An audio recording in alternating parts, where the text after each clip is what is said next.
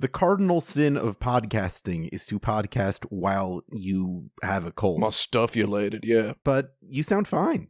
No, my nasals are clear. I don't get that aspect of a cold. It's not what a cold is for me. You know what a cold is for me? What is a cold for you? It's sitting around and then suddenly experiencing some sort of reverse vacuum sensation wherein my bladder becomes the size of an Aussie rules football. Oh, Lord. And I get up and I run to the toilet and it's like spilling a whole water bottle into the toilet, right? And I'm like, wow, where'd that come from? 10 minutes later, exact same thing. And that's how I know my immune system is attempting some sort of pertinent reaction to something, you know? It's attempting to do something relevant, and that's all it can come up with, right?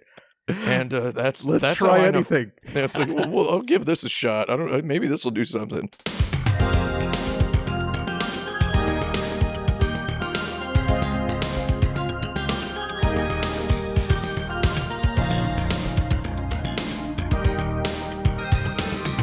She wants a 5-star goddamn wedding. This is episode 280 of Insert Credit, a talk show inspired by an ancient blog only partially accessible by Wayback Machine, and an intentionally unnerving sound effect from a now unplayable video game. Exactly, yes. I'm Alex Jaffe, and a real skill I picked up in order to perform better at a video game is Excel spreadsheet management to keep track of the items I needed to find and where to find them. I'm Tim Rogers, and a real-life skill that I picked up in order to excel at video games is I became fluent in the speaking and the reading and the writing of the Japanese language. Classic. So that I can play anything that's good, except stuff from, like, Europe. Some European stuff I can't play. You said anything that's good, though. Yeah, anything that's good from Japan. There's good stuff from Europe, whatever. I played The Witcher in Polish, dude. Oh, wow. I understood a large part of it as well, so, come at me, bro. Is it better And in Polish? I played Stalker in its native language as well, so, I'm a bit chuffed about that. Hit me up if you ever need help playing a game in a language that Why are you being serious about what Stalker's native language that is? you don't have to play it in, because some people don't. I was joking with somebody about this the other day, so it's a private joke for them. I play every Assassin's Creed game in French. I don't care if it's set in England. I don't care if it's set in the United States of America. Them's games is he ha ha ha as heck, right? You put them in French or you pay the price. Actually, they have a very, very good team of linguists on hand to make sure that the language, the English, is very appropriate in games like Assassin's Creed 4, Black Flag. It's very interesting. They get the grammar right. Anyway, that's me, Japanese. I play all the Japanese games. Thank you. Well, Brandon Sheffield and Frank Cifaldi are currently away at the Game Developers Conference, which you'll hear more about in a future episode. Oh, no, they're not. Okay, they just didn't feel like it. Classic excuse. Joining us this week is our old friend, Insert Credit co-founder Vincent Diamante. Vincent Diamante and his dog. And his Your dogs. Wait, you got Two dogs. Arthur and Copper. Are those their names? There they are, yeah. Do I know your dogs' names off the top of my head? You do. Do I get any kind of commendation for that? Arthur's No. the Yorkie and Copper's the Doxy. You've been looking at their Instagram for, a few years now, so that's about par for the course. Every time you post a pic of them, they get it gets boosted. It gets recommended to me, which is interesting. Amongst the sea of ads that Instagram has become, it's nice to get pics of the dogs of a person I actually sort of know. Right? It's nice. That is pretty great. Yeah. Yeah, I don't think we've had a real conversation in many years because of, distance and coronaviruses and such and all of that. But I see your dogs and I know their names, so yeah. I hope that counts for something. Yeah. Vincent, what's a skill you picked up in order to play a video game better? Wow. This might sound weird, but I got way better at actual sound design in order to play this video game called Phonopath that came out 13 years ago or something. Yeah, it was definitely around 2010. And it was a Flash game that basically forced you to go through puzzles that required you to use audio tools and audio editors in order to decipher what the solutions were. And they were crazy and hard and really awesome. I mean, I was a music composer for a long time and just an okay, I was an average-ish sound designer back in the 2000s. And then I decided I got to get better in order to actually play this game because it's pretty amazing. I know it's a little early for that recommendations thing, but oh wait, it's a Flash game. I don't think you can play it anymore. Sorry. Shoot. Well, speaking of game composition, our other guest this week is a game composer in his own right, as well as a video game designer and video essayist. ThorHighHeels is on the show. It's true. I am all those things, I think. That's an interesting name you have there. Do you not have a regular human first name? I mean, Thor is my first name. Oh, that's good. That's good. Yeah. It's a great name. High Heels is not my last name because it didn't want that. You don't have to tell us your real last name if it's injurious to your brand. But it sounds kind of like High Heels, though. It starts with an H. It's similar enough. That's all we need to know. I can find you now, so it's okay. He's on the case. That's all I need to know. That's just if you have an American Social Security number, just drop that in the chat as well.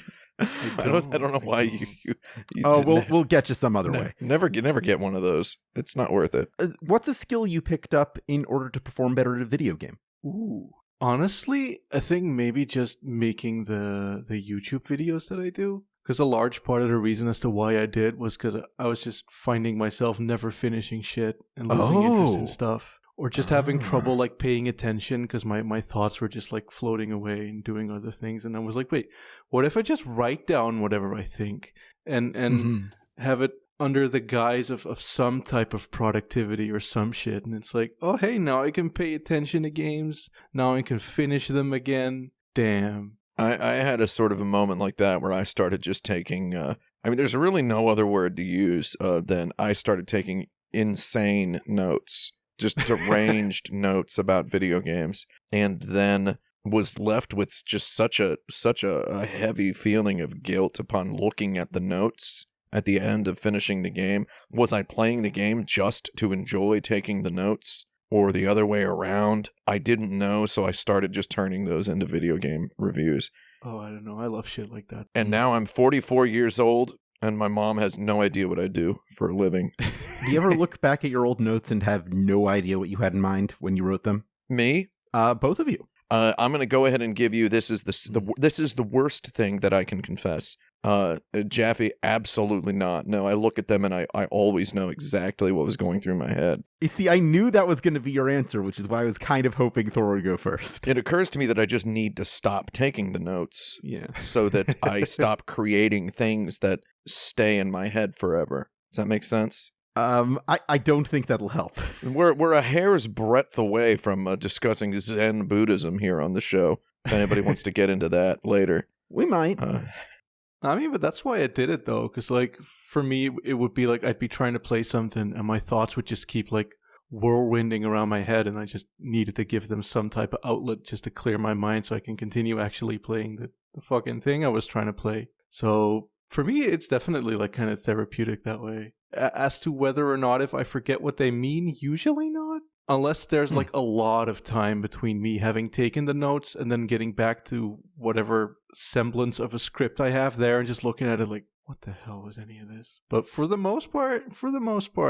what's a lot of time there? Like a week, a month? Oh no, like a year or some shit. Oh, like there's wow, a few okay.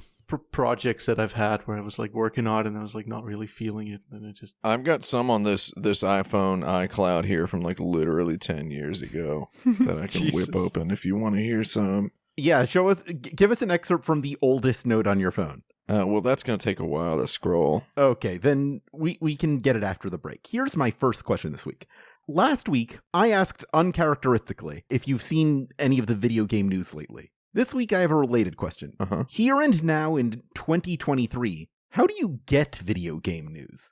Twitter. I whip open Twitter like once every 3 days. And if a video game news story is actually interesting and it's not some flash in the pan blog nonsense, usually someone is like talking about it, and I can just kind of tell if it's a real thing. If someone's like retweeted something from 3 or 4 or 5 days ago, or that's usually just how it goes. I click on the magnifying glass tab on Twitter, and it'll be like Elden Ring is trending, which it always is, which is interesting, I guess. And I'll just look at whatever's That's basically it. And then I like it. Twitter knows what people I've interacted with and liked and clicked on in the past, and it'll just show me their tweets first. For now. Usually I'll see like Crystal Lee's tweets, and she's talking about the cool stuff, right? Aren't those trends like kind of catered towards you though? Because for me, it's always like Shadow the Hedgehog or some shit, and no way that game is that popular that it's always trending. That has to just be because of me. Right. It's like they kind of give it away now, where it says next to the trending topic, it'll say like Shadow the Hedgehog 751 tweets, and it's like, okay, there's hundreds of millions of people on here. That's not a trend.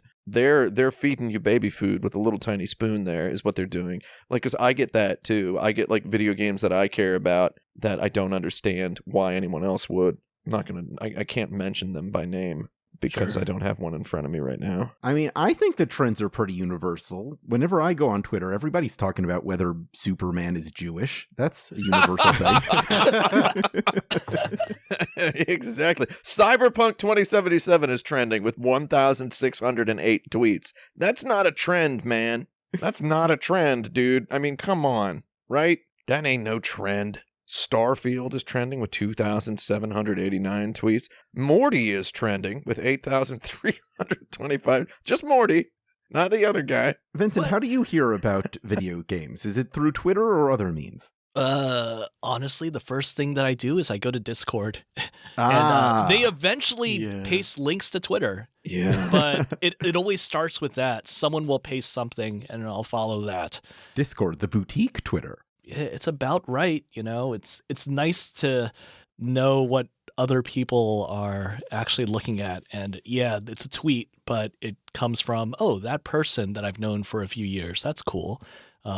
They saw this thing. They think it's interesting. Cool. There's the curation there. It's pretty rare that I'll just go and check out Twitter and trawl it for news. But the good stuff jumps out to you. Yeah. It's even more rare actually going out and searching for news. The last time, I can't even remember the last time I typed in a website into my URL for video game news. Like before it'd be things like, I don't know, Kotaku or N4G or, typing in those things. I don't type those things in anymore. Yeah, me neither.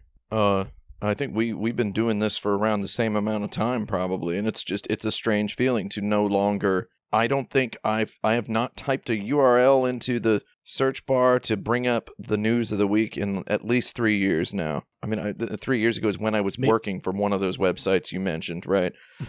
And that website now has some sort of algorithmic feed on the front instead of the old blog view they used to have. That was just chronological news stories where you could more or less tell what was important or breaking news. And it's just now it's like the front page of a newspaper that, I don't know, a newspaper for robots now is just how every website is run. It's just kind of hard to get straight up chronological news. I do look at my own Discord sometimes to see what they're all talking about. But other than that, it's just get on Twitter and search Nintendo Direct every day.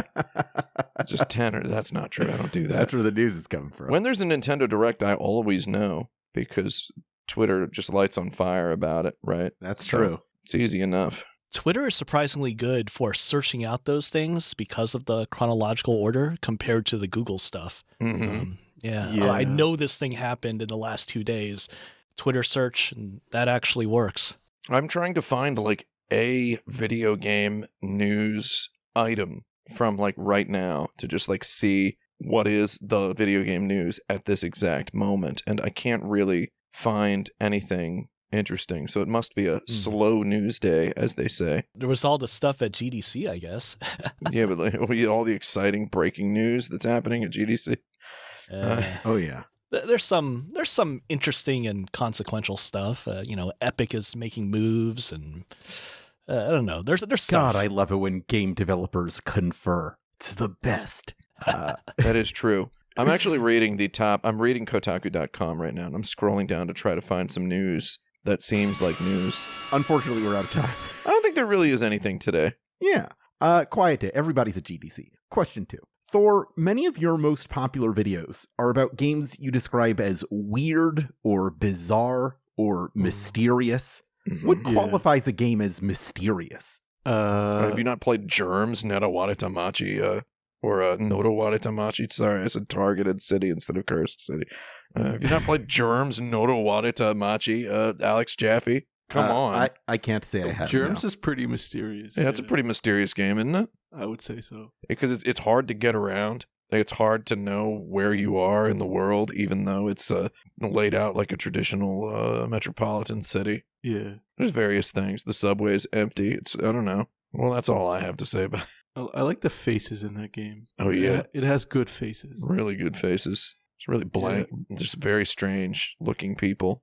I mean, the bizarre and weird thing, which is me kind of trying to find my groove. It's like, how do I say this in a way that sounds kind of like it conveys that it's like games that you maybe haven't heard of, but isn't also too assuming me like, here's some games you haven't heard of, because I hate titles like that myself. Yeah, exactly. But I mean, that is what you're doing. You're looking for games that people aren't talking about so that you can talk about them, right? I mean, yeah. I mean, looking is a strong word. They usually just sort of find me. Oh, so yeah. I'll post something in my Discord server, or how you find I'll news. Just stumble across it some other way. Yeah. I usually like research developers who have made things I already like, and then I just look through their backlog and find all kinds of shit that they've published or made or released that no one is talking about. I'm like, ooh, what's this? And just sort of go from there. But the mysterious is definitely like me kind of like hitting my groove in that sense of me, okay, this is a word that like conveys what I mean, but also doesn't sound negative or kind of like assuming. It's just sort of like, ooh, like,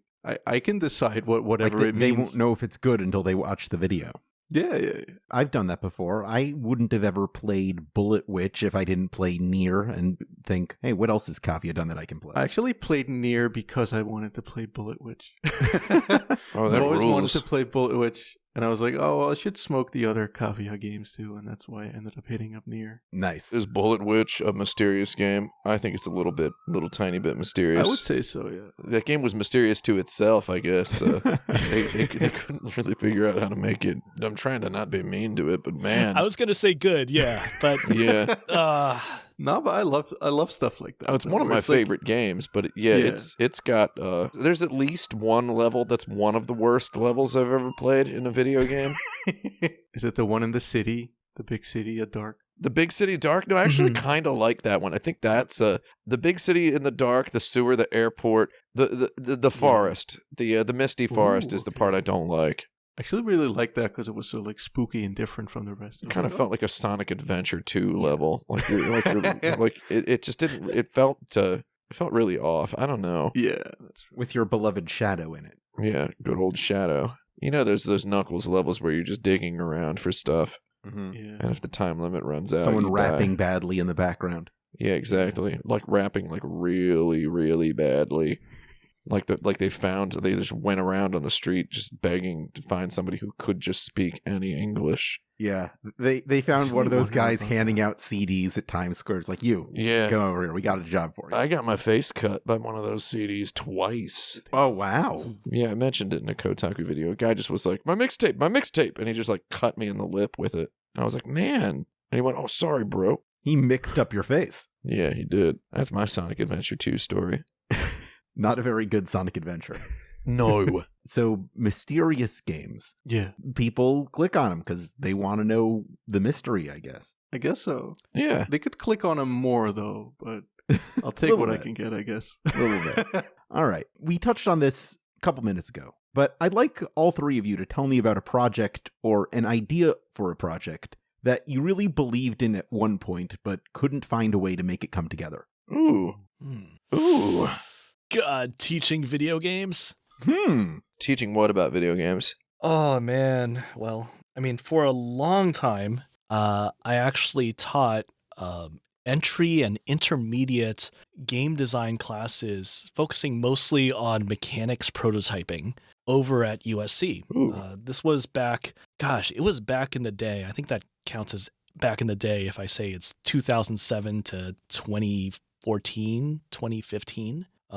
So it was a mix of teaching physical prototyping, like board game stuff, as well as digital prototyping. And yeah, there was a part of me that really, really believed in the value of what I was doing there. And then at a certain point, I just got, I don't know, a mix of frustrated and tired. And wait, is this even really the right way to do this? Sort of, proselytizing and lecturing and revealing stuff, spreading out all this cool stuff that I've seen and played and heard about and delving into. And then I felt like it was all not really that worth it at a certain point, and it became increasingly difficult to actually get into my job, so I stopped teaching for a long time. And got back into teaching, but just for the things that I'm really, really much more confident about when it comes to sound design and music and all that. But actually teaching game design and talking about, this is relevant when it comes to game design, that's really hard for me now, and I'm not sure how to actually best teach these days. And of course, that's such a big thing now. I was at GDC for about half a day, and there's a lot of value there in terms of the whole system, the economy, the structure of institutions that are trying to pass down knowledge, whether for the good of the industry or maybe it's something a little more nefarious, like just separating students from their money in order to get them into this world that they so believe in. But I'm still struggling with that. I don't know what I'm saying, but that's the feeling I got right now from that question. No, it's hard to teach. I started working on a video game in 2020, early 2020. Oh, heck yeah. And I just started by making environments, and eventually it kind of like got an idea of like, I can use this for that and this for that. And I started writing a script, and I spent like maybe a year and a half writing that script. And it was kind of a dumb, jokey sort of idea of like, it'll be simple. It'll be my first game. It'll be a little bit zany, a little bit silly. It'll be fine. But as I started to like those environments more and more and make them better and more elaborate and make more of them, I just kind of lost the willingness to want it to waste them on a script that's kind of like goofy like that, I guess. Oh. I felt like I needed to write something that was a bit more quote unquote real or whatever. And so that, I guess, like I spent like years on it, and I just sort of ended up binning the script because I was like, no, this is too goofy. It's too dumb. It was about a town being controlled by an evil chair. And I had to explain that a few times to like other game devly people. And they were all like, oh, okay. And I could like tell like, oh God, no, I made something really stupid. A town being controlled by an evil chair. That sounds kind of fun. It's definitely different. And I might still use it for something else, but I think I can really commit to making a game of the scale that it'll probably end up being, that is based on something so kind of like... Please do. I really like that idea right now. Like you could call it like Malevolent Throne or something. Yeah. Like the chair beckons you. It commands you without saying a single thing. It just presents itself, and it's like, oh crap, I'm part of this, aren't I? And there's nothing. I was trying to work in Blender as well, because I made most of the environments in Pro Builder, in Unity itself. Oh, Pro Builder's cool. I also need to learn how Blender works, so I was like trying to make something simple in Blender, and I just made a chair as my first model, and I put that chair in the map, and I was like, just the plot sort of started forming from there about the evil chair. And stuff like that. I like the idea of a chair that's like at the top of like a really tall pyramid. It is, yeah. Is it at the top of a pyramid? It is. It's kind of like a temple-y, shrine-y sort of thing. And like so the city has developed a whole government, a whole police force, a whole religion, a whole code of laws and regulations about more or less, yeah. Don't sit in that chair. Right, and it's like there's all sorts of cops and people, but the citizens are driven completely deranged into just like every once in a while a citizen will just wake up in the middle of the night with the chair sickness, right? And they're just like they have to sit in the chair. Exactly. And their family members are grabbing their ankles and like trying to keep them from going to the chair, and the police are alerted, and the alarms go off throughout the city. And then one night someone sits in the chair, right? Is that like the sort of story you've got? Something like that? The way it was sort of framed was like, because I played Flower, Sun, and Rain, the sort of good game on DS. Yeah, I know that guy. And that's like about a sort of like secret agenty type guy who gets sent to like a wacky situation. So that was kind of like the framework I was using for it. It was like a similar secret agent sort of guy gets sent to this town, and this town is being controlled by like this evil chair that's in like this weird temple thing, and it's just like, what the hell is going on? And it'd be kind of like an adventure game. Yeah, don't give up on this, Thor. There's something here. There's something here. We're behind you on this. Do it. Vincent, don't go back to All teaching right. video games, but this I believe in. Okay. I do still have the script and stuff. I didn't throw it away. I do still have all of it. Yeah, I think starting a video game with environments is very, not going to say too much about this, but I think that's a great idea. Oh, To make environments first. see, most of the people I talked about were like they started with like a mechanic or some shit, but I'm not really. No, it's like I mean, mechanics are cool, but not enough video games are chill enough about just being places that you can smoke in, Basically, right? There's not nearly enough video games that are. I mean, people need. I hate to like phrase it as it would be cool if there were more AAA games that were just about hanging out, oh, right? for sure. I definitely value hangout ability a lot. Yeah, because we don't really want. So we don't necessarily want more AAA video games. It's like there's enough AA games that are good enough for me. I like graphics, I like performance, but I also like weird stuff. So I'm like the worst possible target demographic for most AAA video games. I don't know. The Final Fantasy 15, I believe we've talked about a lot here, and that's it's about as weird as AAA games can probably get, which is neat, I guess. Yeah. Tim, do you have a project that you weren't able to follow up on or see to completion that you believed in? Well, here's the problem with me. For me, the first thing that comes to mind when you say that is I always wanted to make reviews of video games on YouTube. It's like the first thing that comes to mind. And I do that all day, 16 hours a day, 7 days a week. And for some reason, I still don't feel like that project is ever going to get off the ground. Does that make sense?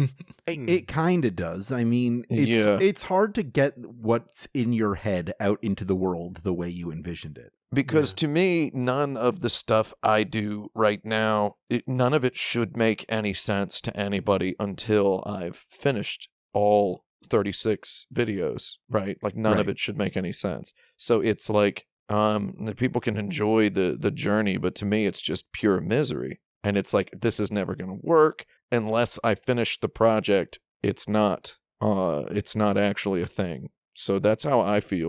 But also, obviously there have been video games I've started working on and never finished or never done anything with. There's a video game that I've been working on for a long time, and it will be finished, and it will come out. And it's just, I'm more content to just be like, take my time with stuff now, Right. It's not abandoned. You're just it's not put it on lower on the priority list. Not abandoned by a god darn long shot. It's on my TV right now. So I mean, I'm just hanging out in my game on my TV right now. So its time will come. I'll get mega rich off of it. So and it'll be better than Undertale, and I'll make millions of dollars, and I'll retire. I'll live on a boat, a mega yacht, a Jeff Bezos yacht. Got a name for that yacht? Not yet, but probably something like Big Boy Style, or like I don't know, good. something like that. That's a pretty good first draft. Let me give you this nightmare scenario. Months ago, you agreed to give a talk at GDC and completely forgot about it until 20 minutes before you're supposed to go up. What subject could you talk about unprepared well enough that you'd get away with it? I mean, well, the problem is I have given too many lectures and made too many YouTube videos and done too much talking about stuff in public where I could just I have a lot of talk drafts that are like ready to go. So it's just difficult for me. It's like one GDC talk I would do is to explain to developers. Like this would be very helpful to have a slide presentation and nicely slickly edited video clips to show, but it's wholly unnecessary to have any clips. I could just speak for 30 minutes easily and impart actual valuable information to aspiring independent video game developers on how to make the final product of your video game extremely easy to make YouTube videos about. like ways that's to a good one. ways to make your video like this is like a talk I've considered pitching to GDC, and it was inspired by the game Celeste, which has really, really, really beautifully fast die and restart loops, and when you die, the screen cuts to black, and then it fades back, and then it quickly cuts back up with your character spawned at the beginning of a level, so that you can use scene edit detection in Premiere to perfectly put cuts and edits between every single attempt at a room, and then you can raise successful attempts up to video track 2, and you'll ultimately, you can just stitch together a successful run, because it's one-hit death, single hits kill you and force you to start the level over again, meaning that a successful run through any given room looks balletic and flawless, right? It looks so it looks virtuosic, so that it's very easy to stitch together something that looks virtuosic, even from the clumsiest playthrough, and to be able to do so extremely quickly. And I'm sure I could, off the top of my head, if pressed, think of 10, 20 other examples of games that do similar things well or poorly. So there you go. That would be my extemporaneous GDC talk off the top of my head. What you got, Vincent? Pretty boring. I can just talk about interactive music structures on the audio track for a while. I guess it's just a matter of which version of that is going to be the right way, because if I wake up on one side of the bed, I'll just go off the deep end and say interactive music sucks, and actually here's what you really should think about. And then I'll go on the other side of the bed and be like, yeah, interactive music is pretty great. Here's how you need to do it, and here's what you should really be focusing on whys. Here's what you really need to talk about with your programmers here, and yeah, I could just do it pretty quickly. Give me 10 minutes with the PowerPoint, and then another 10 minutes to write some notes and be like, oh yeah. And it's just a matter of actually staying on track as opposed to switching in the middle of the talk, which I am quite liable to do. Would your conclusion be, when in doubt, just go for the Yoshi Bongo effect? Because that's a great effect, and it's amazing how.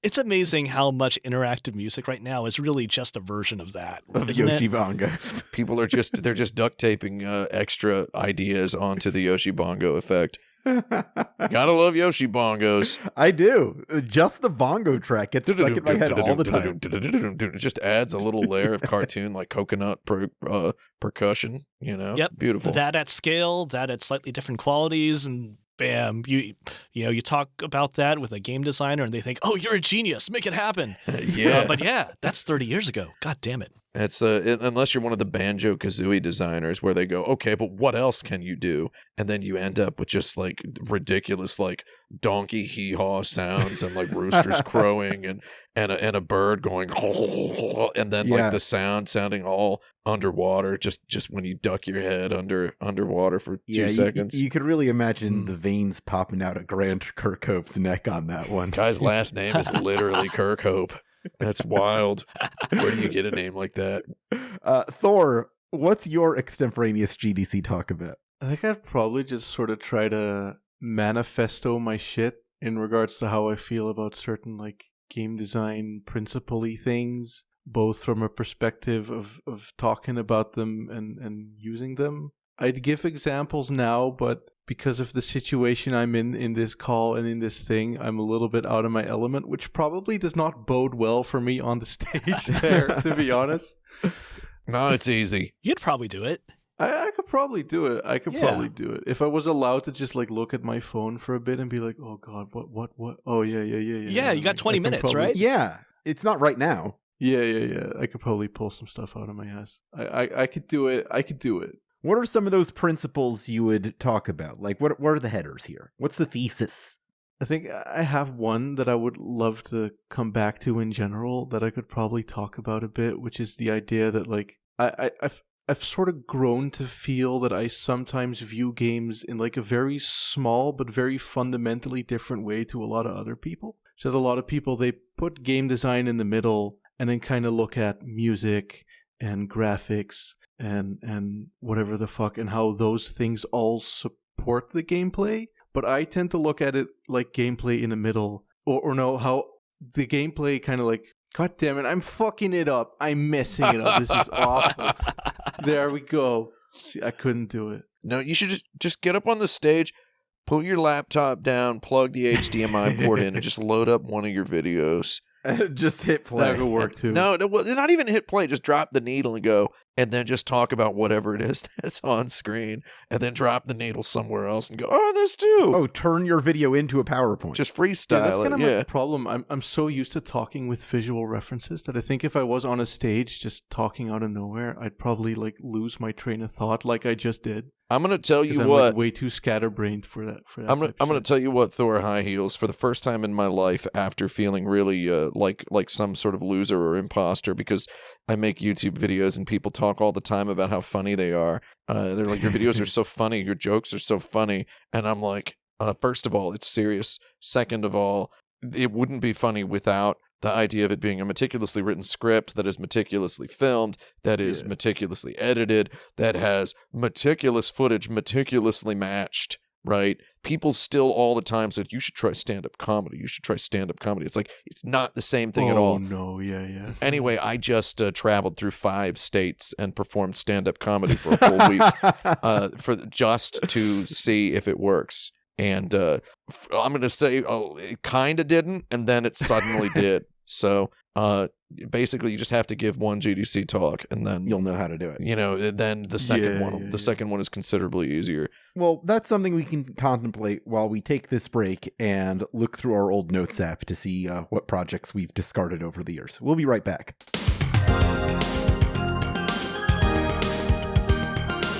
Past me gave me some tea that's now cold. That's fine. Cold tea? Why? I'd never.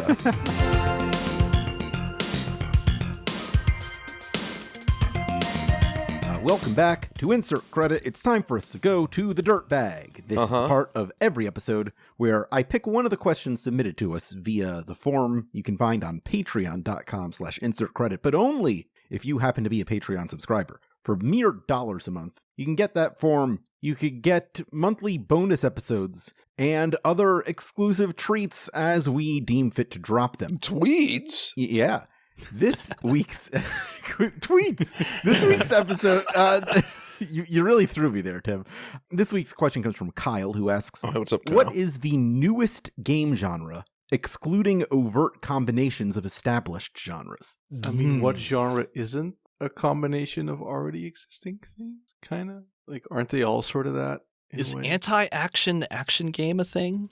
Like what? Like, I don't know, Vampire Survivors is coming to mind because it's, it's ostensibly an action game, but you don't interact in sort of the, first order action execution, right? But No, I don't think that's right, because like the knife weapon in Vampire Survivors, you got to like be directed towards a person. There is an action you do take in that game. There is that, but it's not the primary thing. You've got all this stuff that's happening, and for the most part, you aren't, first order executing all that action that's happening on screen, but it's ostensibly an action game. Right. It's a survival game. Yes, but Yeah. I mean, I would argue that Battle Royale is a genre. Yeah. Sure. But I mean, the whole stipulation that it can't be a combination of other existing genres, that's kind of hard. That kind of makes the question a little senseless, I think.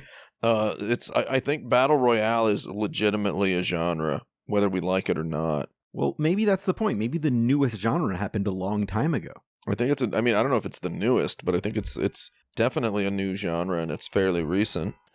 I think there's games that could be a genre, but they're not a genre. Animal Crossing. Why are there not more games that are just Animal Crossing, right? Yeah. You'd think there would be by now at some point. And I mean, some could say Animal Crossing's just a sort of a life sim in the vein of a Harvest Moon, like a little bit of Harvest Moon and a little bit of Boku no Natsuyasumi, right? It's kind of basically what Animal Crossing is. But it's a new genre, but it does not have any other brothers or cousins within that genre, right? So I guess there's My Sims. That's kind of like Yeah, I Animal guess that's- Crossing. That's kind of close.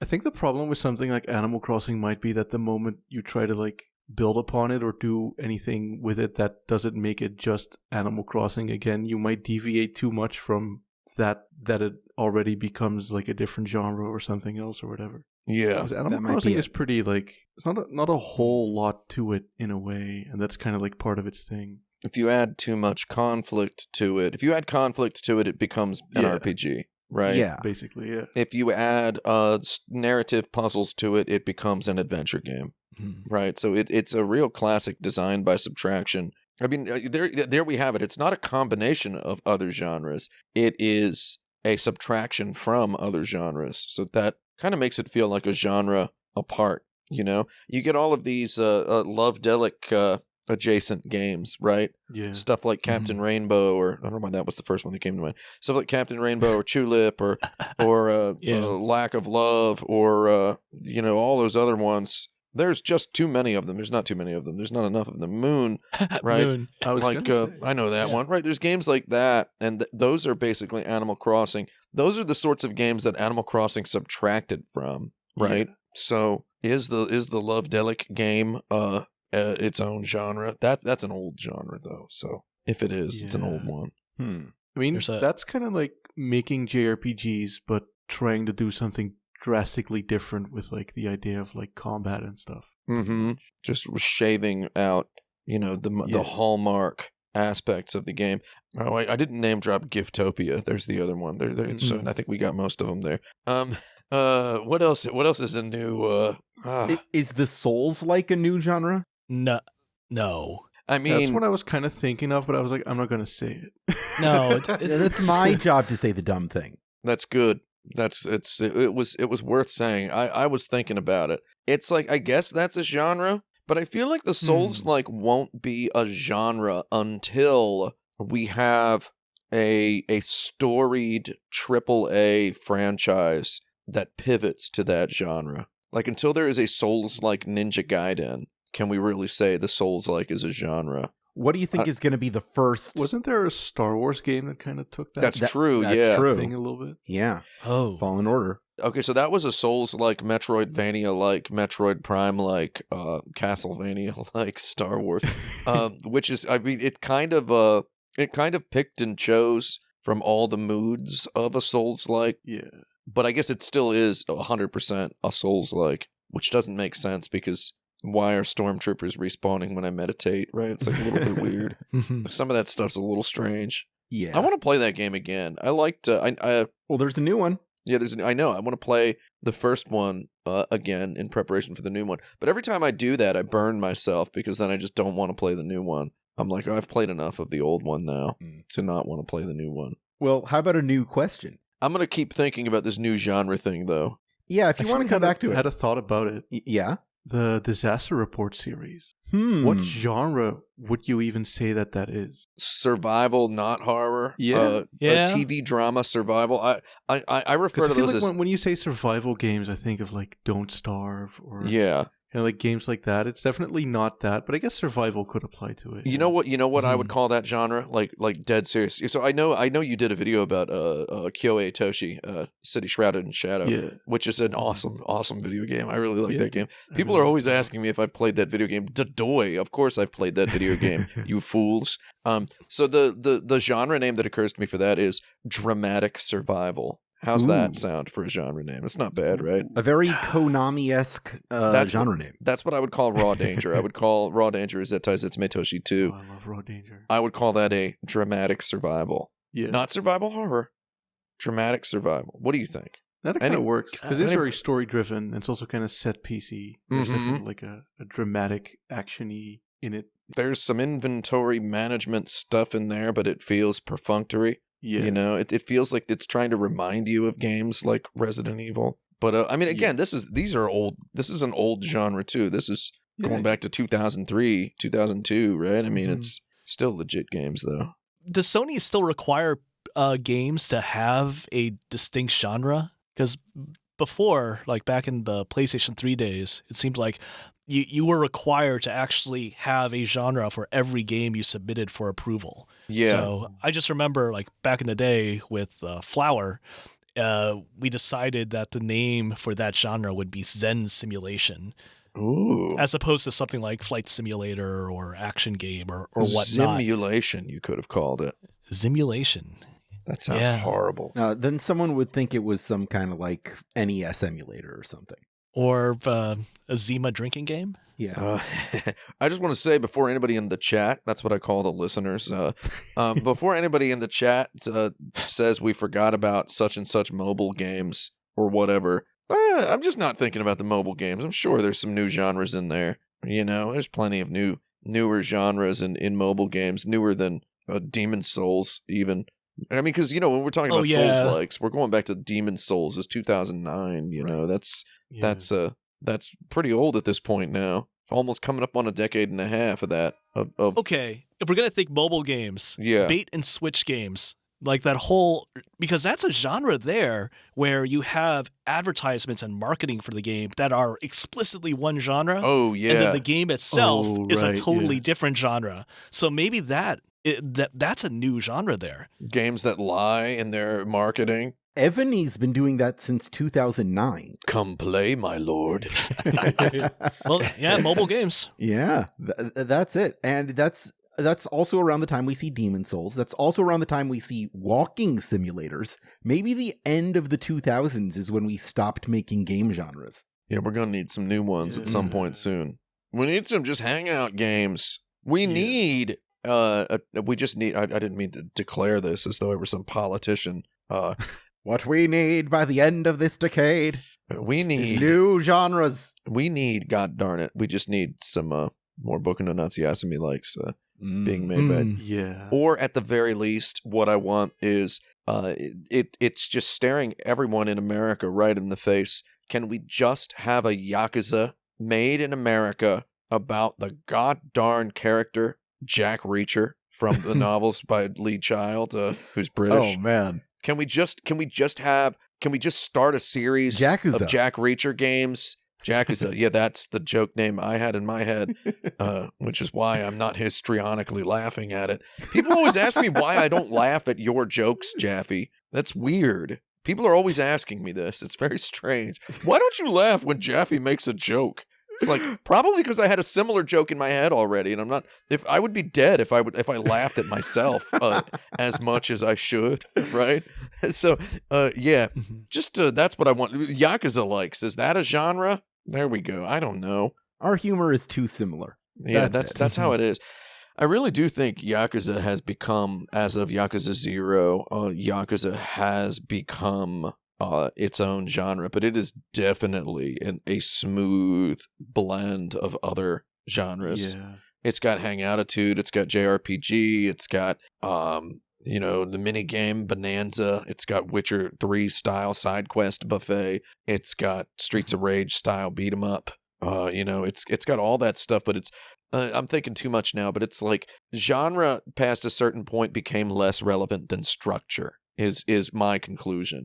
Around 2009, Demon's Souls sang very loudly upon the power of structure, because what Souls-likes have is a structure. They put a specific, very persnickety structure onto a Castlevania game, is basically what Souls games are. And the structure prevailed as the champion. So structure is more important than genre. And Yakuza is also, it's a game with the Yakuza is a structure, not a genre. All right. Right?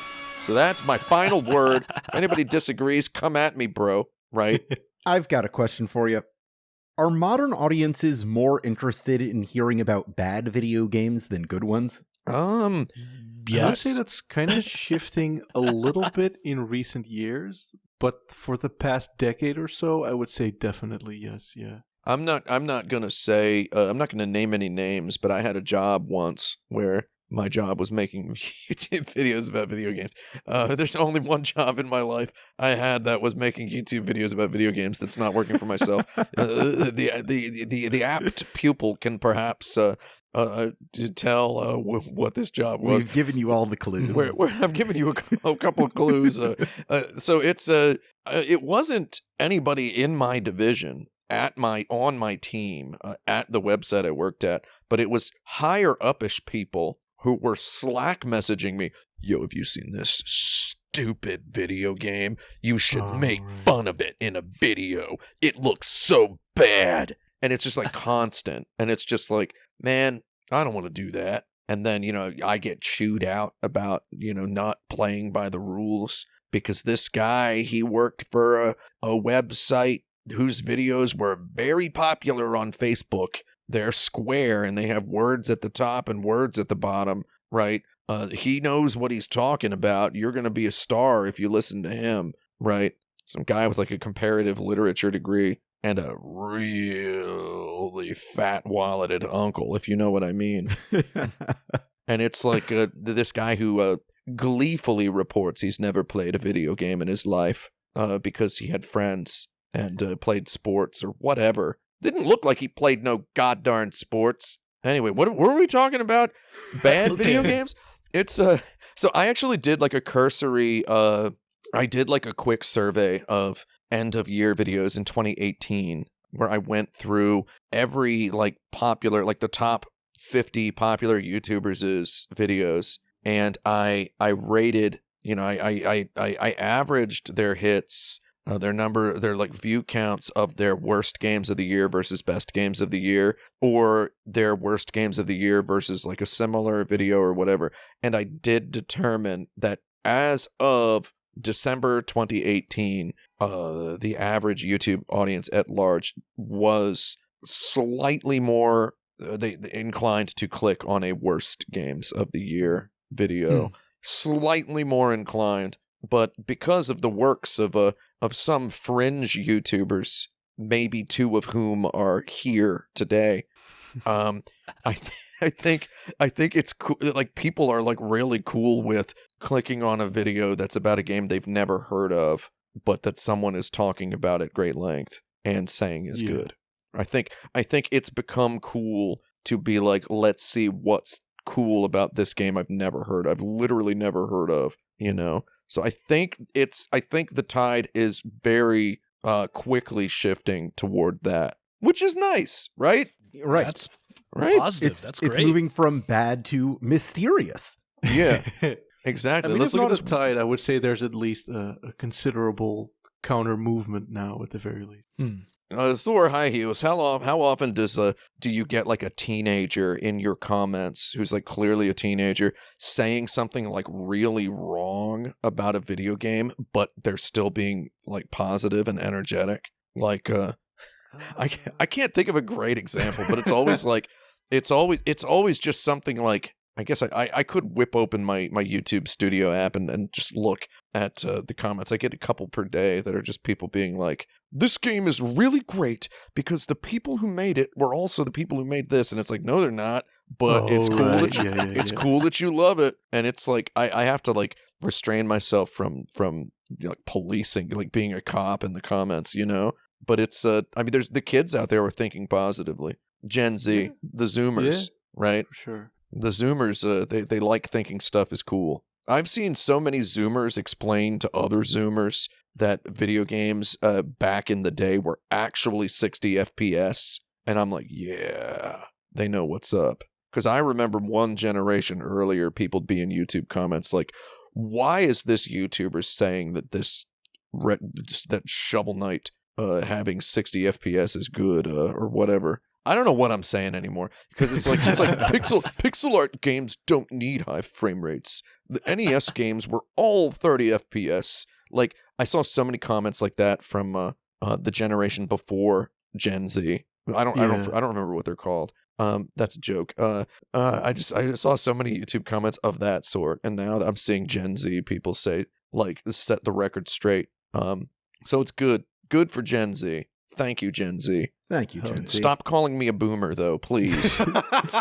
I got a Twitter DM that was KYS boomer the other day, and I was like, wow, what? Wow. Maybe he was referring to the subtype of Left 4 Dead zombie. Yeah, that's true. And they're also in Gears of War, right? So maybe they're just Bubblegum Crisis fans. Yeah, maybe they're fans of Metro Boomin.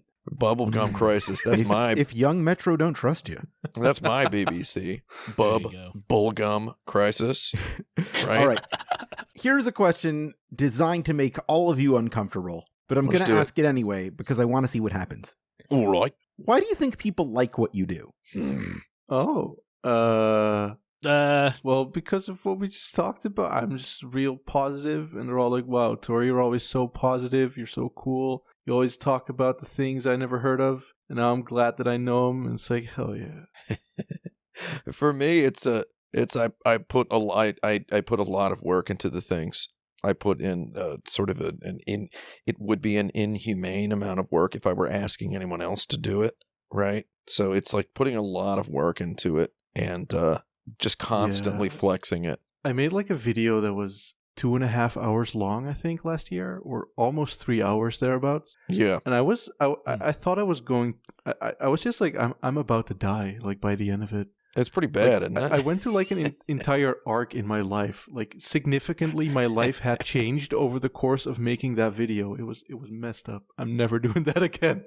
I've just done like 3 in a row that almost kill. Each one almost killed me. It's kind of cool, but also not really. Like the next one is not nearly as much of a. I'm not going to get into it here, but it's the big videos is kind of rough because you hate it so much by the time it's done. Did you hate your video? When you released it, did you like refuse to like watch it or look at the comments for several days or like I did watch it, but I didn't have fun. Like every joke I had written, I had already heard myself say so many times that it wasn't funny anymore.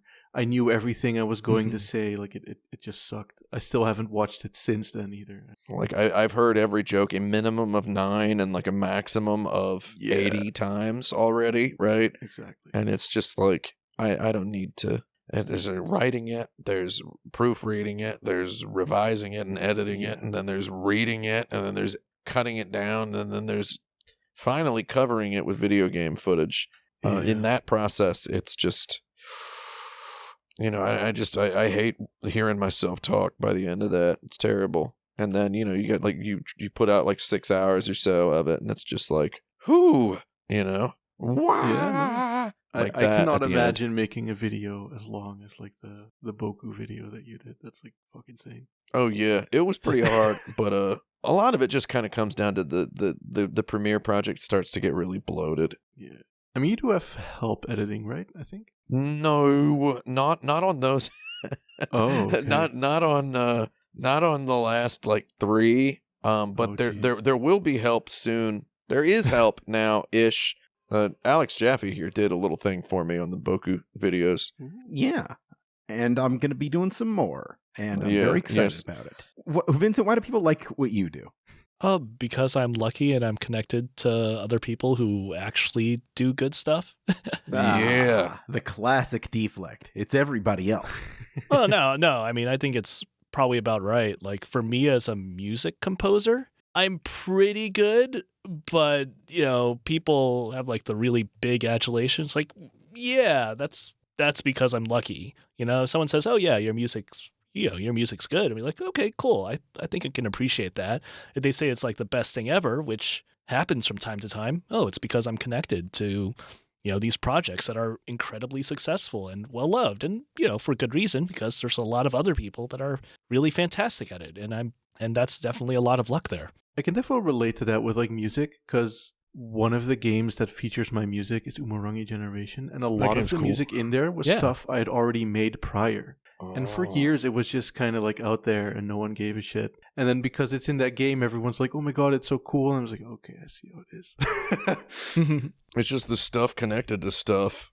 Yeah. People love that. They love stuff connected to stuff. I mean, that's like when a band releases their first album, and then there's always the sophomore album effect where people are like, well, the second album's not as good or whatever. It's because the first album is stuff that every member had been like churning in their heads for like years and years and years, right? I don't know. That's really not the point of this conversation. I had a lot of that stuff that had been churning in my head, like ideas that I wanted to commit to something, and I already did all of them. So I'm constantly the reason why I pour so much work into everything is because I'm scared of not having any new ideas that are as good as the old ideas I've already done. If that makes sense. Yeah, that makes a lot of sense. sense. We're all kind of trying to find new ways to express one or two big ideas we have, and there are always new ways to tackle that. It's just about choosing where you focus the lens. Mm-hmm. Yeah. Yeah, that's a good way of putting it. You think so? Maybe I can give a GDC talk. All right. I think at this point it's time for us to go on to our lightning round. This week we are playing Pull Quotes. This game is, I'm going to name a video game that came out this month on at least one system, March 2023. And you have to give me a review excerpt that they can put on the back of the box, whether you know anything about the game or not. Here we go.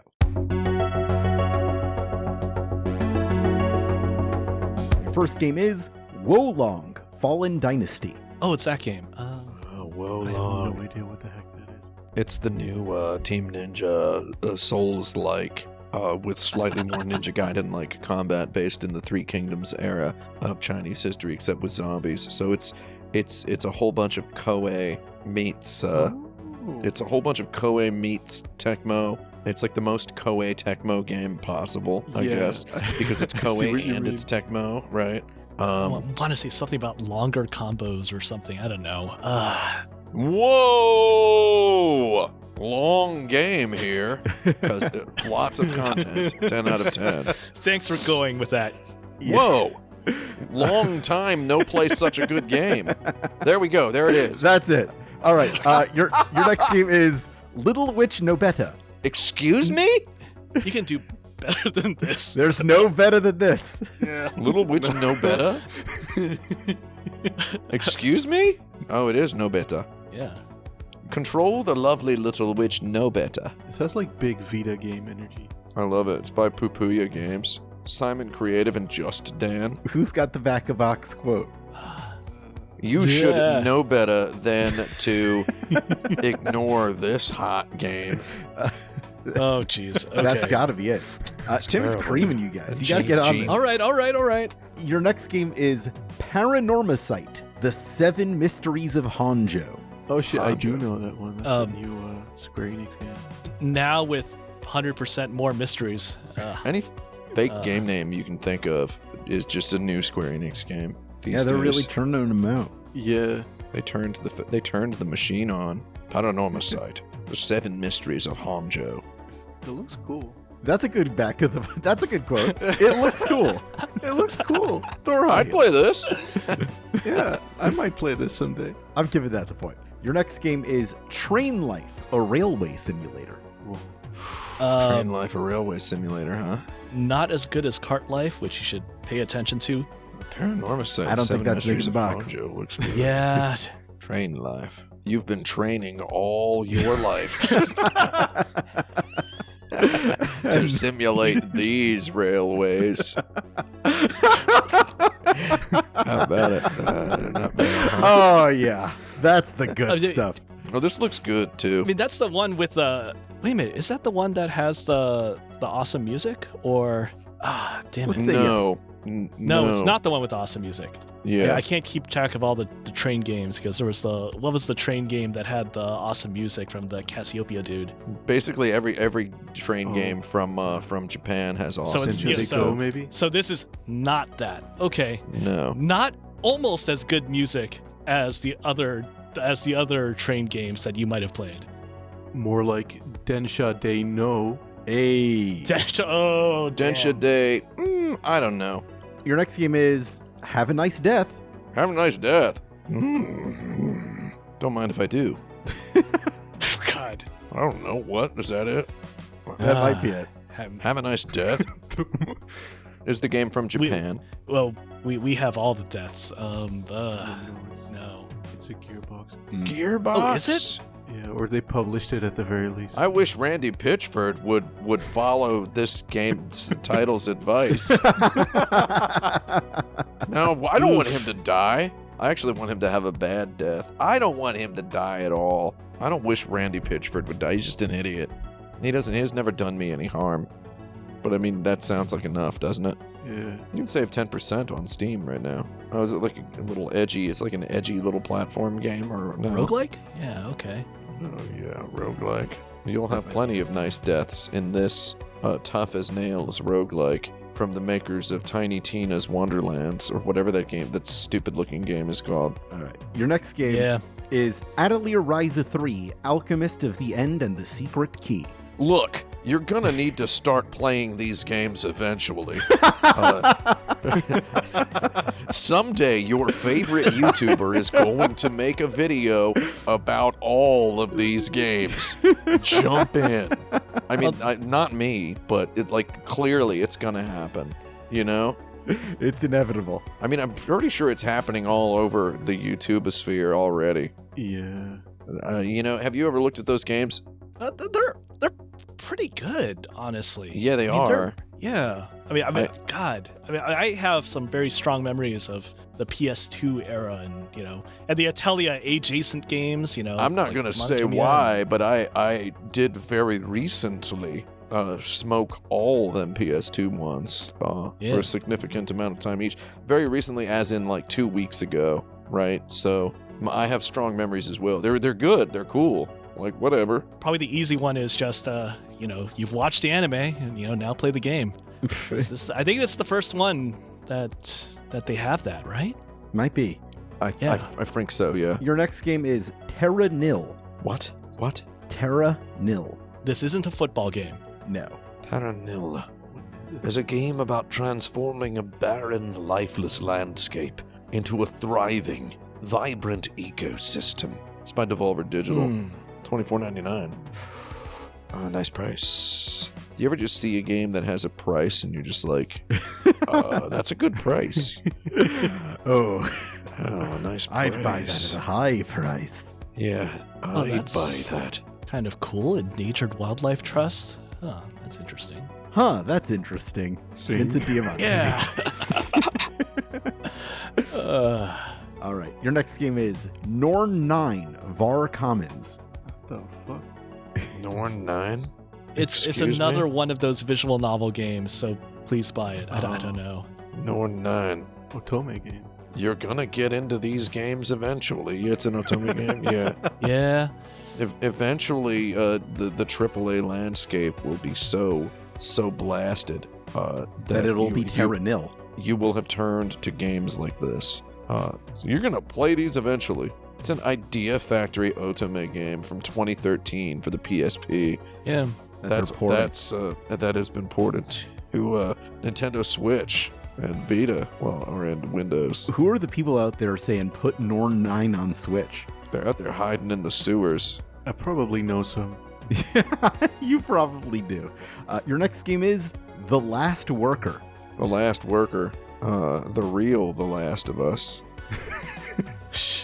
Because we're all workers, Jerry. You can do better. I don't know. I don't really know about There's that. a something post-capitalism, something. Maybe Amazon or some shit or something. Is this about working in an Amazon warehouse? I think it's about automation, being the last. So much fun you'll be peeing in bottles. I don't know. Because that's what people who work for Amazon had to do. All right. Don't worry, you're allowed to take bathroom breaks or something like that. I don't know, something horrible. We do have a pause button.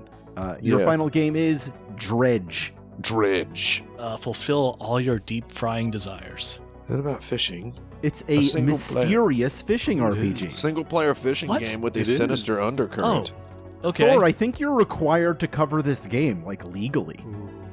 Sell your catch, upgrade your boat, dredge the depths for long-buried secrets. Explore a mysterious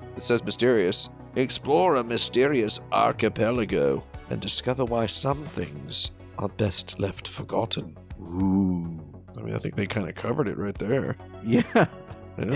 Yeah, the pull quote is C marketing copy. Dredge got me hook, line, and sinker. I'm stuck on dredging and flour. Sorry. In a sea of games that aren't mysterious. I don't even know what the word dredge means. Then Dredge caught me hook, line, and sinker. You get a custom rod if you pre-purchase. Something about custom rod. Custom hot rod. And I think it's actually, since the game will be out by the time this episode of the podcast comes out, we should probably do the Resident Evil 4 remake. So I'm going to go ahead and say, never played a Resident Evil? Well, here's the Resident Evil for you. There you go. That's my Resident Evil 4 remake pull quote. Excellent. We'll end the show on that. Tim, you're our winner. Unfortunately, you are ineligible from winning any episodes until you redeem your Oh, host yeah. points. My 10 points, yeah. So I'm going to give the win to our runner-up, who I think this week is Vincent. Jerry Son- Vincent, oh. congratulations. Yay. Your reward is homework. You're going to have to come up with a question for next week's episode. I'll message you about that after the show. A big Q. Excellent. This is the point where all of us will make recommendations for our audience. If you have anything that you would like our listeners to check out between these episodes, or think they would have a good time checking out, this is the time to share it. Can I recommend sports? In general? Sports. Yeah. Which ones? You? Baseball is actually pretty cool.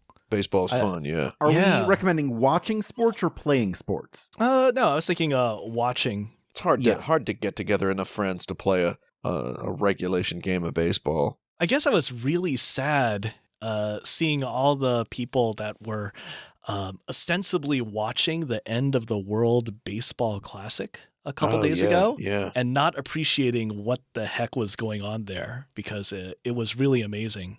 It was quite landmarkulous, yeah. Yeah. I mean, Japan and US in the finals, but also, ninth inning, last out, 1-run game, not arguably, the two best baseball players in the world facing off against each other as pitcher and batter. Yeah, And incredible. they're actually both friends and teammates on the same crappy Major League Baseball team. Incredible. And so, this is their most momentous, most important game that they have played in their lives. And it's, that stuff is amazing. That's the highest amazing, drama. amazing drama. And there were a lot of people that just didn't understand how awesome that was.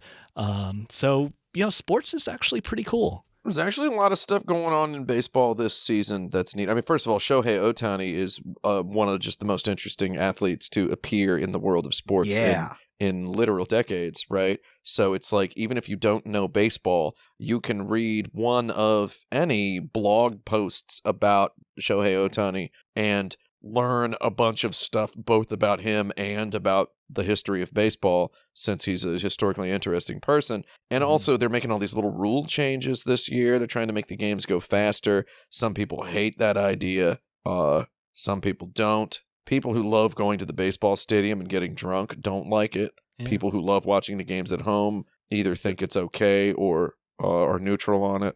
There's a lot of game design happening in sports. Tons. Yeah. A lot of game design stuff that I remember something like 10 years ago, a lot of game designers having these really scholarly whispered conversations about what was going on in board game design, right? Like there was a lot of you need to play more board games if you want to make better videos. That was happening in AAA all over the place. And it's I feel like I've just known my whole quote unquote career, I've just known too many game designers to ignore sports. So look at sports. I like the pitch clock. Pitch clock is neat, yeah. I think starting extra innings with a runner on second is baloney. Yeah, I think that's a little weird. The pitch clock sort of helps in that same regard. Yeah. But the fact that they've put a foot in the door and said, hey, we're willing to throw some weird new rules into baseball, more than one at a time, that makes it feel like it wouldn't be a cop-out if they removed a rule next year or added a new rule or changed a rule, right? So it feels like they're willing to work on evolving baseball a little bit, which is interesting. Pitch clock is weird. That's a weird concept because it makes baseball less turn-based. Yeah. Yeah. But there's so much interesting gamey stuff happening there. Like, I know people thought, it's going to be very bad for pitchers, and now pitchers are learning how to game the pitch clock. Yeah. So there's some really cool stuff happening. Yeah, it's there's a whole lot of neat stuff happening. People should pay attention to that stuff. Baseball, catch sports in general, baseball, particularly. I don't know. Everybody watch some F1 or Formula NASCAR. 1, very good. Yeah. Formula 1, very, very easy to get into. NASCAR, quite easy to get into. Basketball, you just pick a guy you like, and then follow his team and the teams that his team's fans don't like, right? Follow the teams that the fans of the team that the guy you think is cool don't like, and learn why they don't like them. And it only requires a couple days before you're screaming like a real sports fan. Mm-hmm. I remember my dad really got into baseball in 1998, the year after the Marlins won the World Series. And everybody got traded away. And there was a saying locally at the time that if you wanted to follow baseball, follow the Marlins, because they went absolutely everywhere but Florida. Oh, very funny. Yeah. Any other recommendations?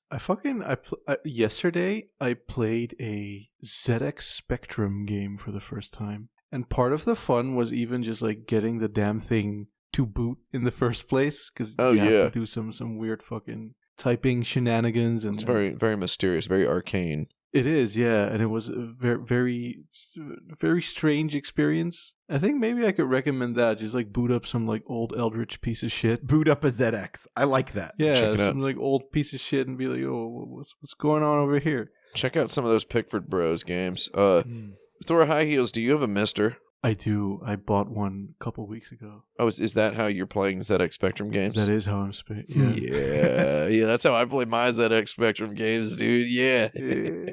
God, ZX Spectrum rules. The games look so stupid. I love it. It's so funny. Prior to the Mister, I didn't have much or any interest or even knowledge of like games sort of like pre-CD era, like pre-3DO. Yeah. Sega CD. Didn't really care that much for it outside of a few Mega Drive games and stuff. But because I have the Mister now, it's like all super accessible. So I'm just like, ooh, what's going on the Spectrum? You just have something popped in and loaded in half a second. It's like looking around. I love it. You can play Space War on that thing. I could. The first try game. Some Amiga games too, see what that's about. There's a lot of stuff on there. They got all those PC Engine CD games on there. Yeah. Tim, any hot recs? Nothing off the top of my head. I've just been, you know what I'd recommend? What? I'd recommend the city of Detroit, Michigan. Oh.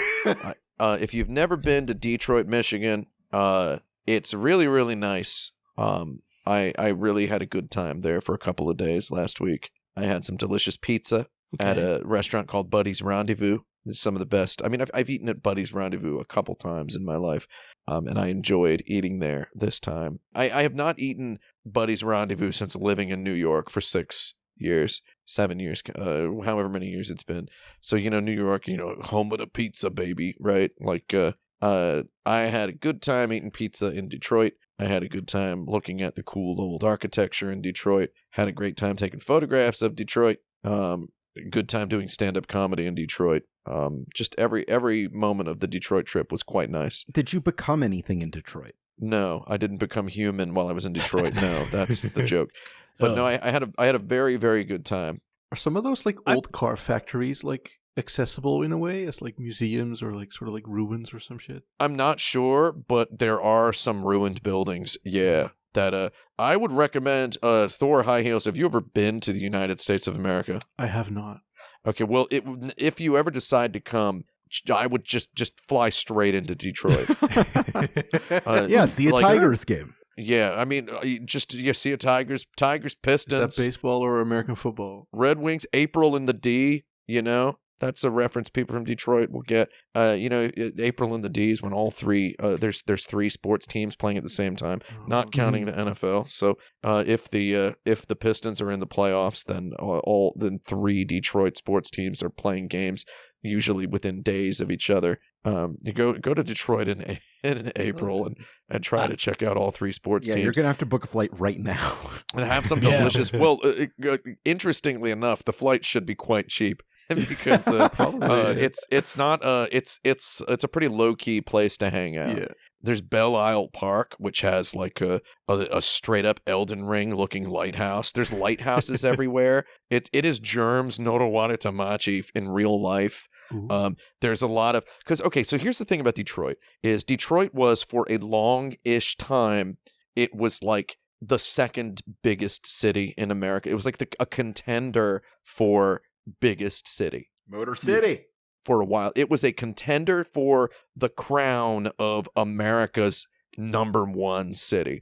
But the way capitalism works in America, there's a very specific little persnickety way it works in America, which is that if you don't get all the way big, you go all the way home, right? Mm-hmm. So Detroit, in not becoming New York, ended up doomed to a bit of a ruin. right? A lot of the car companies, it was Motown, Motor City. It's where they made cars. A lot of the car companies ended up moving their factories elsewhere, et cetera, et cetera. The city just slowly died a little bit. It's been slowly coming back. There's a whole lot of stuff going on. But what this amounts to for you, if you go within the next couple of years, is it's real nice to walk around the downtown and look at the architecture, because there are a lot of really old, really beautiful buildings in the modern architecture style, and it really does feel like you're in some kind of weird PS1 or PS2 game sometimes. I stayed in a casino that's like brand new, like a hotel casino, which I didn't even know they had casinos, really. So it's like one of the things they've done to try to get tourists there. There's just a whole lot of hangouty stuff going on in Detroit. And while I was in Detroit, I went to almost every location from the Comedy Central show Detroiters, because I was with some people who were fans of. I'm a fan of the show Detroiters. Be nicer. Buy a Chrysler. People ask me that. Yeah, exactly. D2 Roy, etc. A D2 Roy. I would wear a D2 Roy t-shirt. And we went to Temple Bar. We went to a whole bunch of. We like literally went straight to Temple Bar after our show. Just because we wanted to go to Temple Bar really bad and pose in front of it. And if you search on Twitter, you can find a photograph of me in front of Temple Bar. It's there. Temple Bar was cool because when we went in, we asked like the two people who were sitting closest to the exit, like, do you guys like the show Detroiters?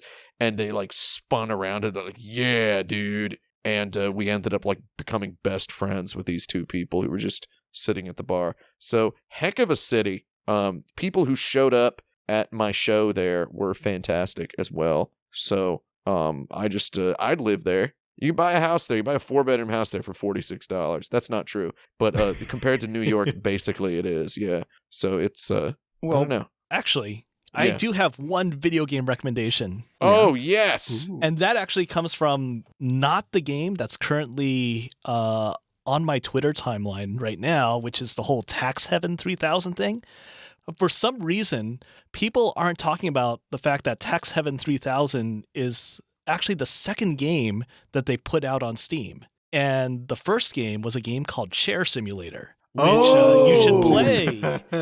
Chair Simulator is it all comes funny. full circle, baby! Chair wanna see Chair Simulator is Simulator. actually fun and interesting and hilarious, and Buy it chairs, is sit down. actually free on Steam, and you should play it. Look that up. It's by Mischief. Oh yeah. It's by Mischief. They're an app that makes shoes. They made like the Little Nas X The Vampire demon Blood shoes. 666 Yeah. shoes. Yeah. They made Those did they make the cool. big red boot? That stupid big red boot They that was on did. social I media? think so. Yeah. Yeah. But they made that Tax Heaven 3000, that whole visual novel. Oh, tax that is a play on prep Tax thing. Haven, isn't it? Yeah. Ah, Tax But now Heaven. you got can't get that game on Steam, so get Chair Simulator. That's actually Oh, yeah. funny. Yeah. All right. Here are my recommendations for this week. I would like to recommend that if you enjoyed this or any episode of Insert Credit, that you please rate and review our show wherever and however you can. You could also support us on patreon.com/insertcredit, where you could become a patron to submit your own questions, listen to monthly bonus episodes, and get other exclusive content that we're still figuring out. We'll come up with Treats? something. Yeah, tweets just for you. You could also join our community at forums.insertcredit.com or find a video of this episode and others on YouTube. This episode is edited by Esper Quinn with original music by Kurt Feldman. I'm Alex Jaffe, I'm Tim Rogers. I'm Vincent Diamante. And I'm ThorHighHeels. and whatever you do, don't sit in the chair.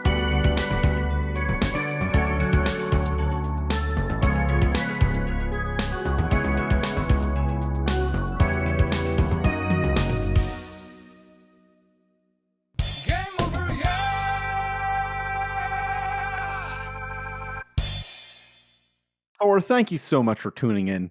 I No really problem. appreciate you doing this show with us. You're actually one of the most requested guests we've ever had. Do y'all get like requests from like Tim's Discord? Because that might be it. Yes, we do get a lot of requests for tips. Because there's a lot of people who are in Tim's Discord who are also in my Discord. Yeah, there is considerable overlap Yeah. between Tim's audience and our audience, I would say. Yeah. I wouldn't say it's 90%, but I might say it's 92%. 92. It's quite a bit.